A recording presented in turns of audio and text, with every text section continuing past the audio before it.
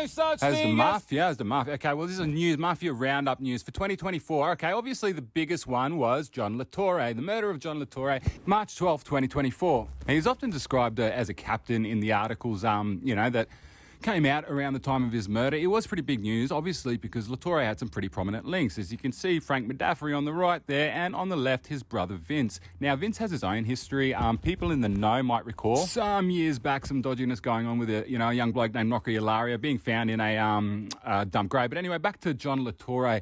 So, look, there's a heap of theories floating around on why the guy was murdered. And I'm going to be honest, I don't think we're going to get any real clear answer, if ever. Maybe in 10, 15 years' time, we might get, some notion. But, some people are linking it to the black flight that happened some years back, the one that went down with a huge load of...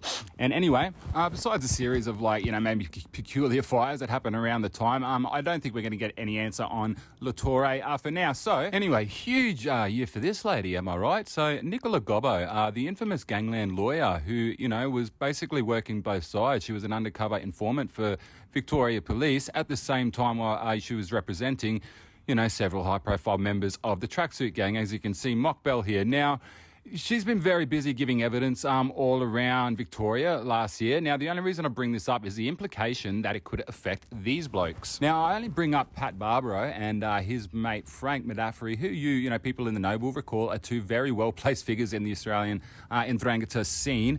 These guys were represented by Gobbo in several cases around the time of the infamous Operation Incubus, the massive ecstasy haul that happened around 2008. So she represented, gave some advice for them, was involved, and that looks a bit dodgy. I'm not sure what's going to happen here because as far as I know, Frank Medaffery will just get deported if he gets out of jail here. But anyway, moving on. The death of Carmelo Lopretti sort of made... Lopretti was infamously linked to a massive bust with a guy named Nicola Ciconte. He had some connections to a guy named Vincenzo Barbieri back in Calabria.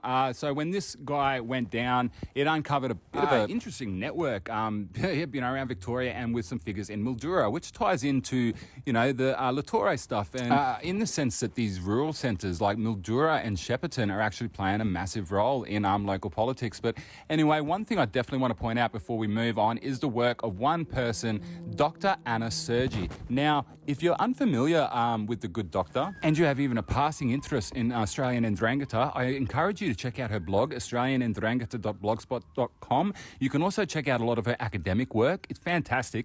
She also did the podcast with Carlo Aurelia. I encourage you to check it out. And I will remind you that she is the progenitor of the 4 type families. So anyway, look, I'm working on more content. I know this is a slow process, guys, but love you. Talk soon.